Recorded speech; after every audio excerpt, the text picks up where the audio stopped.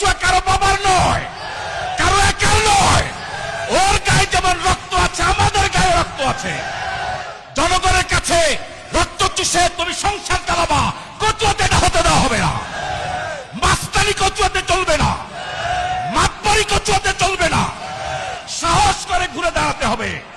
যুবকরা পারবে, কি দুঃসাহস তাদের।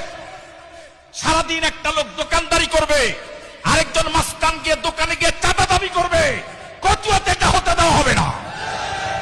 একটা সময় আমরা দেখতাম যারা অপরাধ করে তারা চোরের মতো চলে, কিন্তু বাংলাদেশের অবস্থা হলো যারা অপরাধ করে তারা বুক ফুলিয়ে রাস্তা দিয়ে হাঁটে।